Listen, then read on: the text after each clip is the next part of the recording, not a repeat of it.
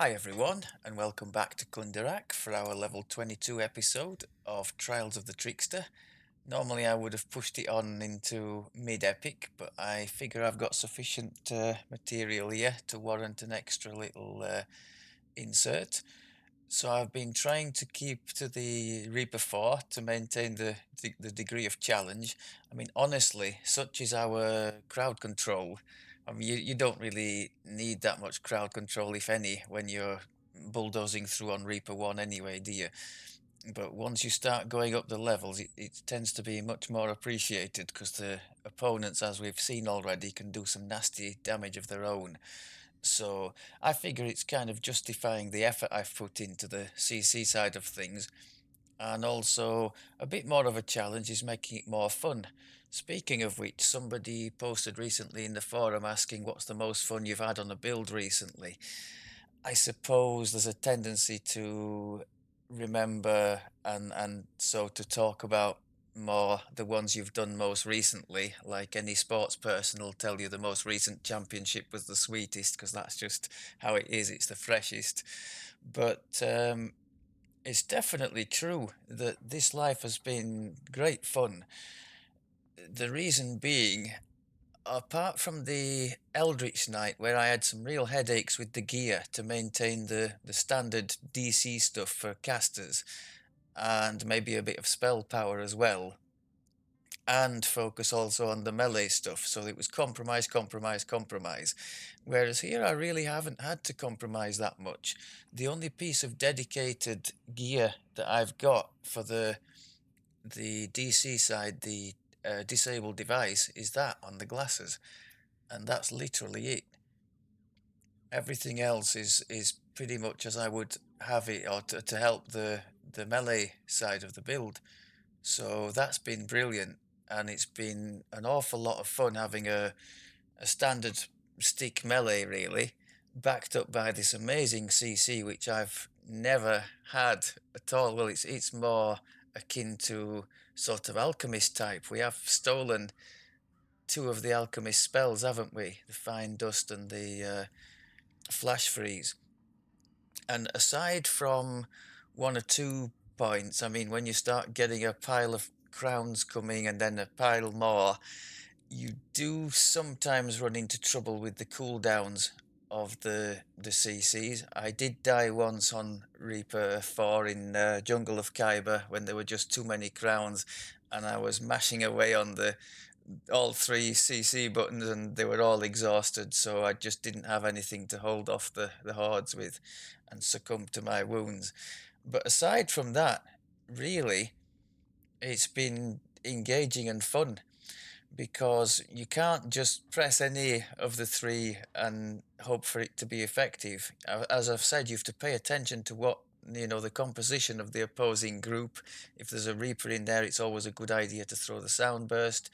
If there's undead and stuff that sound burst just wouldn't work on, you've two choices. You can trip them up with the fine dust, or you can go with the flash freeze. I ran into some real trouble. I guess this is the biggest vulnerability I have. I've tried, as I mentioned, to put some spell pen on the glasses here. We also have some spell pen in the Trickster tree there, but it's clearly not enough because the drow in Jungle of Khyber on Reaper 4 were laughing sometimes at my attempts to use these two, both of which have a spell pen check. So at that time, the fine dust, which has no spell pen check, really did shine again. We weren't getting helpless, but at least we were still getting the knockdown. So that's probably our biggest weakness at the moment. The opponents with spell resistance, I guess the Durigar and Drow, that type of thing. And as we're approaching the epic sort of Evening Star stroke Underdark chain, I wonder how badly that's going to affect us moving forward. I guess time will tell. I'll have to probably lean heavily on the fine dust, and again I'll be a victim of the cooldown there, the 15-second cooldown. Healy wise, Between the Mage Helping Hand for a big heal boost and this one for the top up in between fights, it's been great. No regrets at all about taking the stolen spell heal, and it has allowed us, as mentioned, to shun the Sentinel tree. We don't need renewal if we've got this, and go in three trees that more suit our build. So picked up so far, I think I mentioned already what we've got in the shadow. We've taken a bit more here in Grandmaster. I think 3 in there gives us 10 healing amps, so that's not terrible. That one pretty good for our build. We've got strike through and double strike on there. We're making use of both. Picked up the cold iron damage breaker. When it comes to it, we'll get adamantine from this one here. So we'll have the two main metal ones, I think, going forward. Also on our weapon, I realise we've got it's aligned, so we've got all the alignment based stuff, which is nice.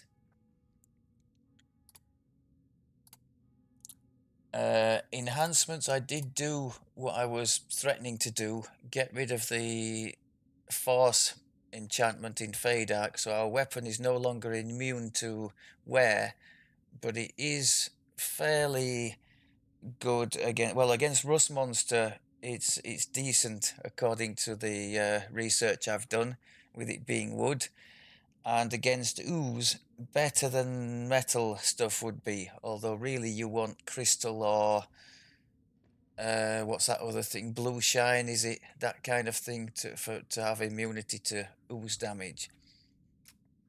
So getting rid of the enhancements in here has enabled me to take this one. Really wanted this one as we were suffering, particularly against big bosses like the Marut. The Marut in the jungle at the end there. He was cheated, to be honest. He was totally going to beat us, and then I just used our speed to run away from him, do the heals as they came off cooldown, charge up to more or less full health and go back again and finish him off. But no, he was totally going to beat us there. So more dodge would certainly have helped. As a, I tell you what, one thing, it's just occurred to me now. We don't get, or if we do, I've made a major balls there, but I don't think we get uncanny dodge, do we, as a trickster? I'm pretty sure we don't. And that's a major miss against boss types. I've been clicking on this thing since we've had it, more PRR against a boss for 20 seconds. I mean, the other thing is we're not doing enough damage to really cut down a boss in quick enough time, to smash the boss before he smashes us. So in any quest with a nasty end boss like that Marut, we are struggling to survive that. Particularly when you ramp up I bet if it was on Reaper 1, we'd be fine. Our heals would help us more, and we would chop the thing down quicker, wouldn't we? So I'm kind of making a rod for our own back by putting us on this higher level. But it's been nice. It's been fun to challenge all the trash on the higher level, and broadly speaking, to come through on top. So no, I don't see any sign of uncanny dodge there. So that's one big miss. I think it's listed in the wiki as something that you have to give up when you do the Trickster. But yeah, that would have been like the Hood of Unrest. That would have been something I would always click against a nasty end boss. So unfortunate, but we will live with it. I found out that I think it was because I was sitting down, I couldn't do the mage hand. So you see it joins in with the little emotion things that you put up, a thumbs down here for the cry. I'm sure there's plenty of others. I don't quite know what they are, but I do know that when you do a bluff on an opponent, it also does a bit of a wave over the top of that opponent. What else have we got? Yeah, gear. I've done a couple of little swap arounds. I'd made one major mistake, given that our focus here is on either making things helpless or at least blinded. Blind, by the way, can be a bit of a pain. I'm sure most of you knew it anyway, but when I use the Mage Hand Blind, the thing usually just runs off randomly all over the place, making it difficult for me as a melee to close with it and actually finish it off.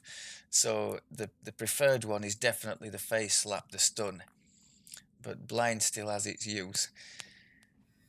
So yeah, a lot of helpless and blinded stuff, but no deception for the big bonus to sneak attack. So now I've corrected that by adding in this belt, which comes from one of the level 21. I think it's kind of a big deal in the 12, the level 21 quest. Very nice one. It's just there really for the sneak attack. Because actually, no, the insightful PRR will be helping us too. I think we were on 80 odd, weren't we? Now we're close to 100. So yeah, that has helped us. And I've thrown on a diamond of open lock there to help that. Because there's some, particularly in the Evening Star 2 chain, I think there are some locks that we can open to really shortcut some quests. Other gear change, I was talking about the possibility before of switching to these Greaves of Seasons warding for the absorbs, because the damage over times is what's killing us the most. So yeah, Master's Gift put in there, and we do have a Lunar Gem of Intelligence there. I could... No, it's a heroic one, isn't it? So it's just +2 intelligence. So between that and just leveling up, we're up to 95. I guess that might be 96 or even 97 in Reaper now on our 3 stolen spells for the DC, plus the 2 mage hands. So I'd say that's going pretty well. What else have I got written here? I've mentioned that already. Mentioned that. Yeah, the hand in general was very good against the beholders in the jungle. The stun just stopped them dead, as you'd expect. The blind wasn't bad either. So we did okay. Now, if I'd had the other thing, the one at the top of the tree, I did consider whether to keep my investment in here or to go tier 5 Trickster. And I had a look at some of these. Presto looks very good. An insta kill based on disable device with a but it is a 20-second cooldown. But against those beholders, that would have been really good. I don't think, because it's not considered a spell, we can't put things like enlarge on. That with enlarge on would have been amazing against beholders, to just snuff them out before they even got a sniff of you. But some of this other stuff, not really helpful to our build. Cost of meta magic, well, we're only putting metas really on spell-like abilities, so that's neither here nor there. Illusion and enchant we're not doing. That's... yeah, force spell power is not really a thing for us, or not that we'd really notice it. MRR cap, we're not really near that anyway. And 10 melee power for 3 points in a top tier, I think that's a bit stingy, so again, no. And then this, we have it on the other side anyway, but better because we're having more hit point bonus there. So I think I made the right decision. Overall, I think these tier 5s are a bit lukewarm. Obviously, it'll vary with the build you're doing. For our build, I don't think they're worth it, so I've left it like that. I think that's about all I had to say. So feats, 21 was patience. So we've, I think, I know there's a big debate with the number crunchers in the forum about this one, but I think the impression I get is on a two-hander with the strike through hitting several targets every shot, patience is a decent investment.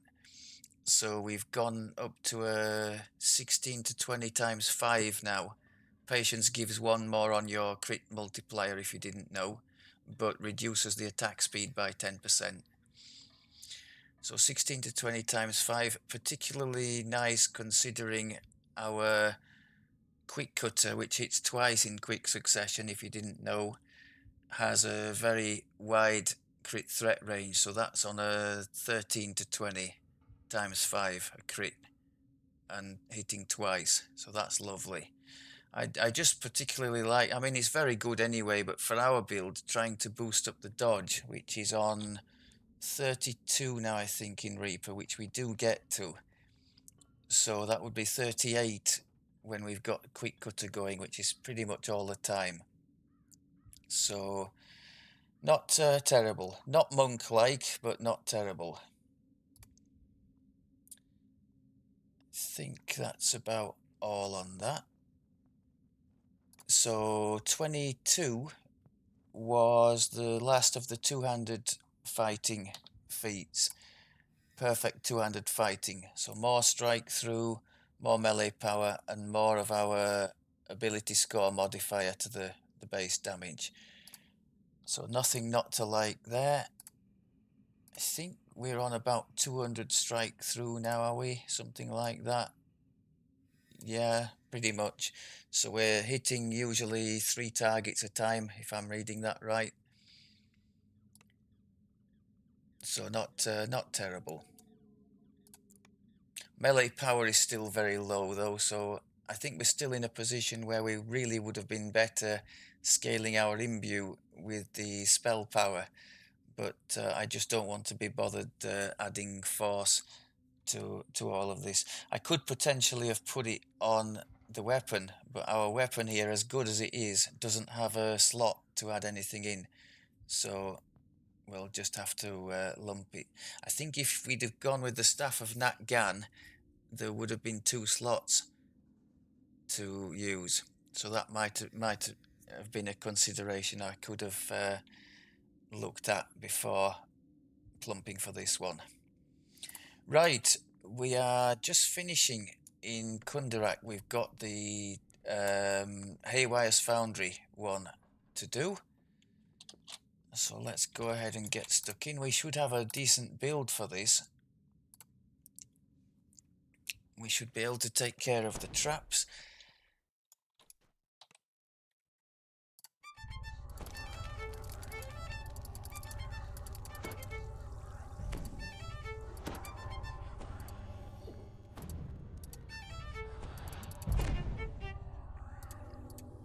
And although there are some red named in here, there isn't an end boss as such, so that might not be such a bad thing for us, being as they are a problem for us. Who would want to live in such a place? Oh, hello, Mr. Reaper. A slap across the face for you, sir. I don't think it worked, the face slap. Did he save? Now, this is a question I was going to ask. If anybody knows, please chime in the comments. Is it one of these where no matter how high your DC is, they can always save on a 20? Is that how it goes? If that's the... because I have been seeing the odd one save and been a bit surprised that they've done so. I do know that the higher up in Reaper you go, the more of a bonus they get to saves, but 97, I wouldn't think too much would be, even on a what might be a strong save for them, I wouldn't think too much would be saving against the... what is it, the hands? That's a fort save, and that one is a reflex, the poke. Okay. And rocks back and forth in a daze. It's quite... You hear someone clearing his throat. The sound appears to be coming from a stone face set into a wall. Oh, look at that lovely stuff. The only mistake I made there was doing the AoE, the quick cutter, too early, so I couldn't finish with the flourish.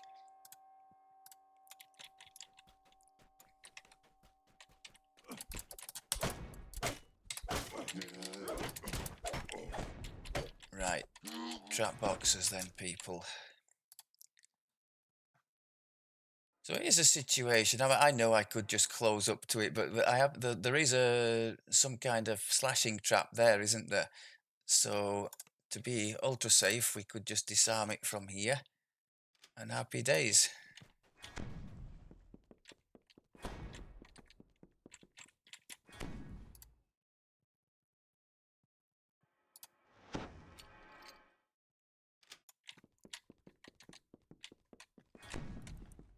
I guess it depends on how you define fun. Some people might just see it as a gimmick, but I've quite enjoyed the mage hand thing.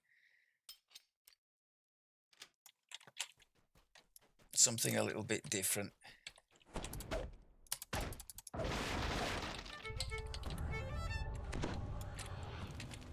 Right, can we make a pile of these? Oh shit, we've got a Reaper. As I threw the sound burst in there as well.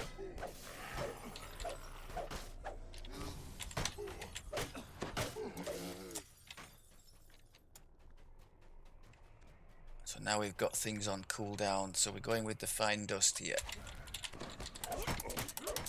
Didn't get a good result there, did we? That was bad.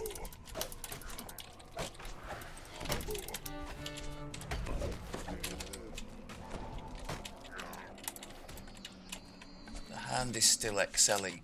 Now the hand as well, when we were struggling against those drow with their spell resistance, the hand was a big saviour for us in the jungle of Khyber, because that too doesn't have the spell resistance issue. Yeah, I'm having a bit of a jumpy issue here, my god.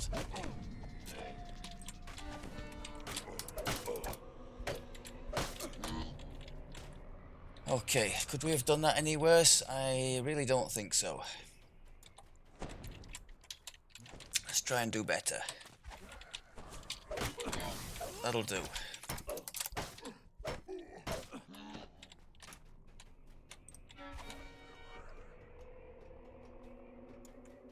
Right, let's not do what I normally do and forget about this hireling trick here. If you didn't know this one, once this lever is pulled, all hell breaks loose in this section, because behind all these coloured barriers here are opponents. I think we can see them there, so they would all be flying out to engage us. So by far the path of least resistance here is to get down to the... do you know, I even failed at picking up a... Oh my god! Is it because we're full of mana? No. I can't pick... It's official. I can't pick up a lost soul. Can't even do the interact with. I don't know what's going on there. Never mind. I'm leaving it.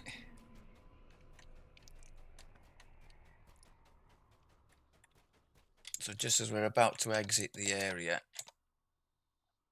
get the hireling to pull the lever and let's get out of here. Into place, a freak power surge shorts out the storage area's energy barriers.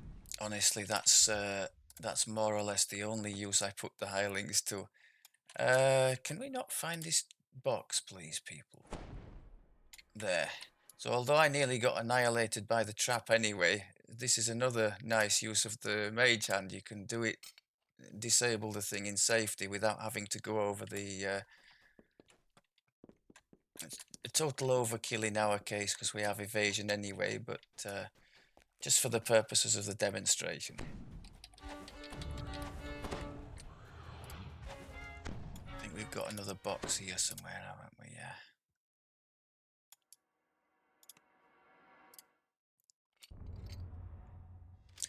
Can help sometimes as well, because some of the boxes are really finicky about you just being in the right place, or you're not facing the box or whatever.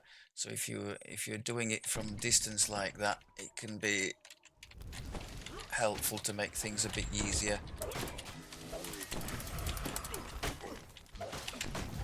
So again, engaging one thing, neutralizing the others at the back, and hopefully, yeah.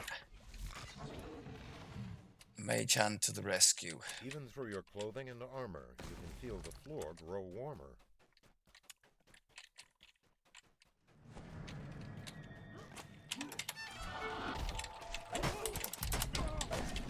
What went wrong there? Are they all immune to soundburst, or did I just make a complete mess of that? I think probably the latter. Try and knock him down with the dust. We're running into trouble here. I used the hand help thing. Yeah, that was really, really, really bad.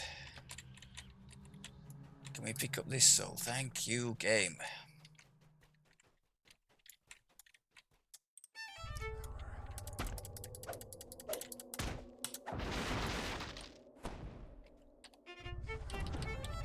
Oh, they're active, okay. Can't we get in there? That was nice. Okay, where the rest? There are some round here, aren't there? Let's use the PRR boost here. We run the Foundry now. I did work on some. Obviously, it's not going to work on the big golems, but I did. Did you see that one there? He got stunned by the mage hand, so that was great. And we're almost dead. Only just noticed. Have we got, yeah, we damage over time again. The old usual culprit.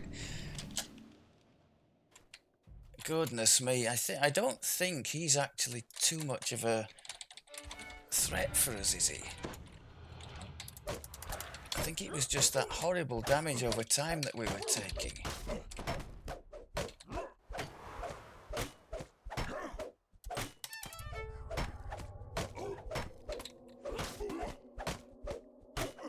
And that's with those boots on as well. I don't quite know what type of damage it was. Maybe it was one like poison that wasn't covered by the boots.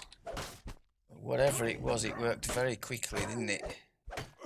Without the little mage hand, helping hand thing there, we would have been toast. Crawl out from under RC1's body and slip away into the shadows. We get that? Have we already got it?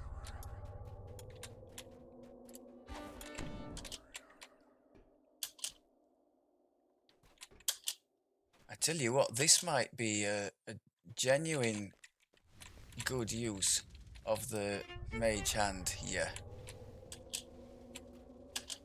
Instead of just fiddling it with hirelings. Again, taking on one, blinding the other behind.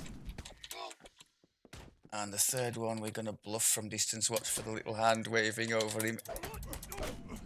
Okay, so if we do our search here,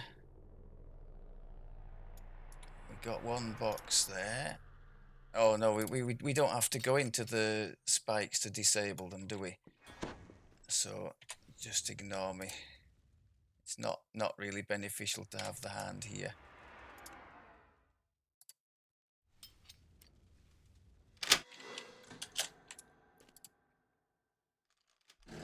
Lever locks into position, opening one of the north wing gates.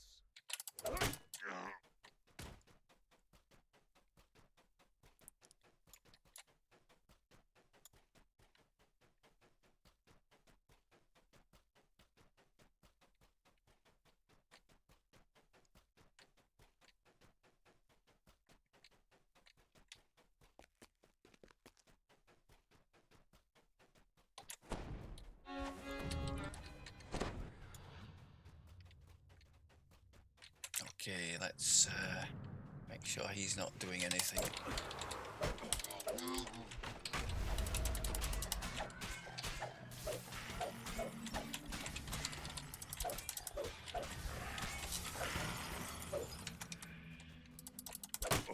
Whenever you see those two little force damages, that signifies the mage hand has hit that target with some kind of debilitating effect. Oh, speaking of debilitating, now I could have used the helping hand to get me out of that.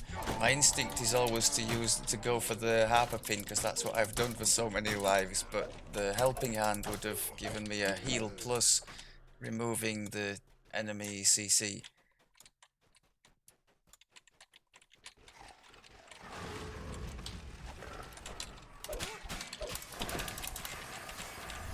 I think the quick cutter was the right... Well, I suppose for so many melee, quick cutter is the right choice, isn't it? But definitely for this one.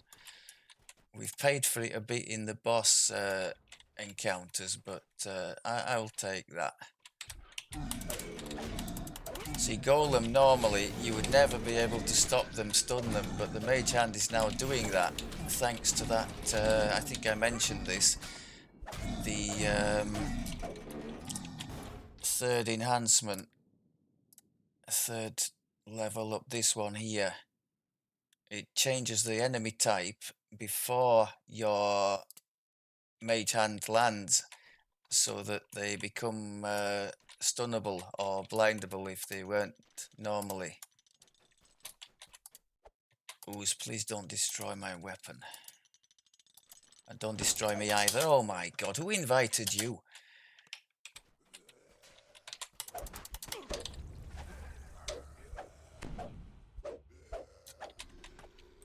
Another one. You must be joking.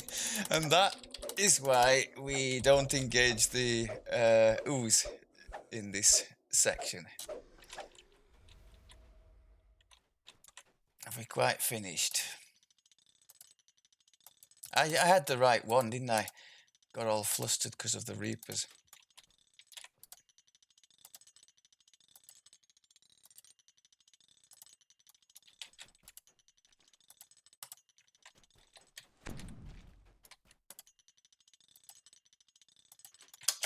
Leave the ooze alone. I don't think he's interested in leaving us alone, though.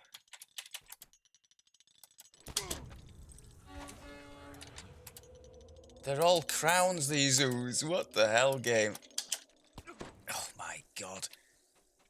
Seriously.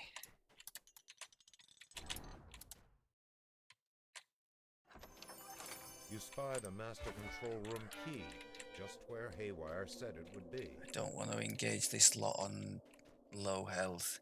Let's not forget our PRR boost and our hood. Oh, our hood of unrest has already been used, so we will have to forget that. A turn of the key unlocks the heavy doors. Behind them lies master Okay, let's control. make a blockage here. Oh, we've got a Carnage Reaper in there, just wonderful. Guards the Foundry control. Flanked by a massive clockwork beast. Prepare for Gonna slap the Carnage Reaper. Yep, nice.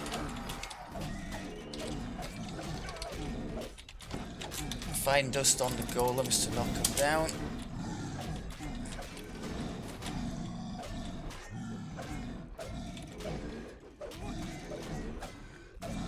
Just keep the quick strike for the extra double strike and the hands coming on this guy to debuff his fort. I don't know if we can bluff a boss like that for sneak attacks, but I'm still trying it. Oops.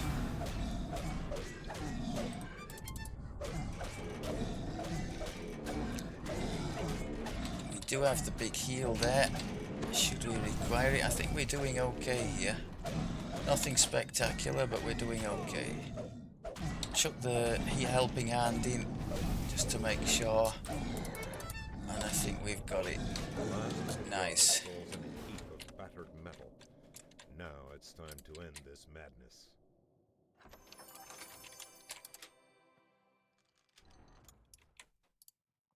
Okay, I think Featherfall might be Autonomous useful voice for this echoes through the section. Foundry.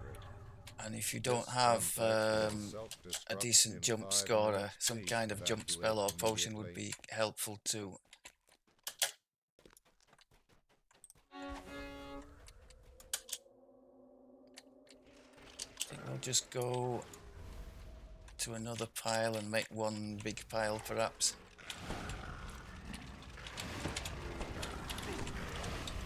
Except I failed completely on the spell cast. I don't know what happened there. Ended up with egg on face. Best laid plans and all that. Go on, can we pick up the soul? Of course we can. Pro gameplay on this channel. Not. Oh, Reaper on the wall.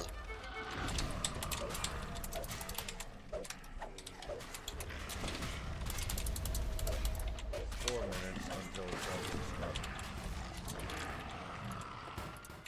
I think when I first did this, the so many minutes until self-destruct really had me quaking in my boots, but the truth of the matter is, unless you really Hayward's are voice crawling was heard along, from a nearby you're not station going to wagon. fail on time I here. know you're running for your life, but this is important.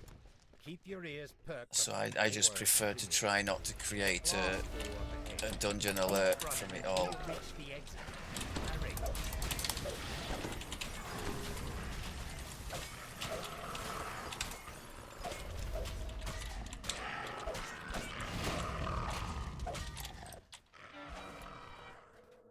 As soon as I see someone reach the exit, I'm gonna count to 20 and seal the blast doors. There ain't time. One of my most shameful moments in the game to date was when one of the rare occasions I was grouping on this quest, and because I was so used to doing it alone, despite the DM hints about what happens when somebody reaches the exit, about the rest of it blowing up, I just went blissfully ahead, blew up the rest of my party, who obviously quite rightly were upset about it, and I was mortified. I think I spent the next 15 minutes apologizing for it. They said, "Well, didn't you see? Didn't you hear the prompts?" I said, I just didn't know. Like you learn a few things from grouping with people. Like there's a thing in White Plume, isn't there? There's a metal bridge. The first person across is all right, but the others, if you don't disable the trap on it, apparently they get fried on this bridge. And again, I had no idea. So Haywire learning gestures curve. to the glowing. You feel 2 minutes until self-destruct. Right, one or two bumpy little moments, but I think we did okay there. I think it's pretty much what I was expecting in raising the difficulty. I know our CC is very strong. The damage against the trash is respectable, especially when you consider all the helpless that we're doing. The boss damage is mediocre. I think I'm being generous there. We could just say rubbish, couldn't we? But I'm trying. And the incoming damage, if there's something I miss, a crown in the background, they are quite unforgiving, so it's quite spiky compared to what we'd be used to on Reaper 1. Let's face it, not a lot lives long enough to cause issues. So yeah, it's a different type of game, but it does there is more fun because there's a like some justification for my obsessive focus on this disabled device DC, and it's a kind of get them before they get you, instead of just mow the whole dungeon down and proceed on to the next one kind of thing. So I think I might leave it for this life at least and see if we can go through. As mentioned, I've died twice so far, one of which you saw, the what was it called? The priest with his light damage over time. I forget what the spell is called now, but in the Borderlands there, and then again in the again to casters in the jungle of Khyber, there were just one too many red crowns and one too little CCs I had. I think at that precise moment, I would have liked to have the greater shout instead of the heal. But broadly speaking, this heal has been brilliant for us. If we didn't have that, for sure we would have to go in Sentinel to get the what do you call it thing, the renewal heal. So it's doing a really decent job for us, that, I think. Okay, all that to say, I think we're going along reasonably well. I guess the more power we pick up, the better we're going to do. I think some of these quests, well, that last one, we're at 22 and the effective level was 23, so we're still punching a little bit above our weight, relatively speaking, aren't we? Once that sort of evens out and maybe we are a bit higher than the level of the thing, perhaps we'll have a bit of an easy ride of it. But I think once you start upping the difficulties, you're only ever one red crown away from doom, so it pays to be prudent. Okay, I think that'll about do it for this one. Maybe I'll reconvene at mid-epic and see how we're going along. But yeah, honestly, if you've not tried it, plenty of fun to be had with this. Something a little bit different. And from what we're seeing at the moment, well, I think I could have a good guesstimate. My Artie Red. Now, yes, he has intelligence as the main stat. I think he's got about 78, which is by no means prodigious, but it's a reasonable effort for a main stat for a sort of semi-casual player.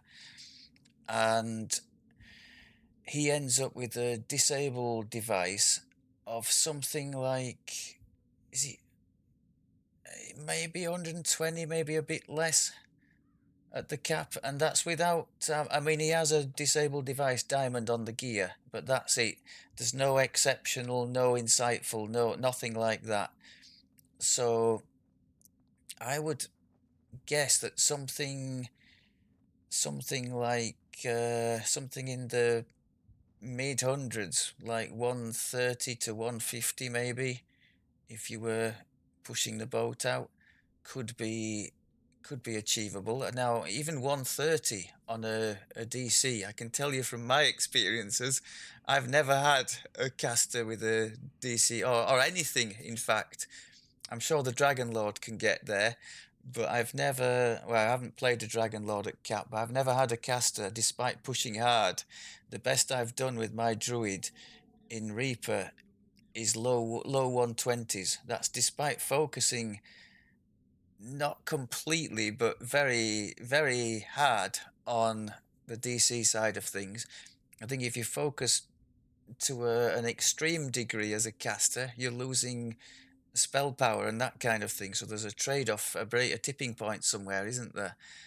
But yeah, 130 plus would be seriously effective, I think.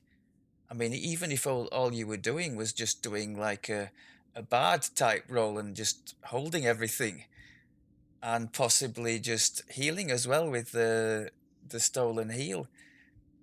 I mean, it could be a thing.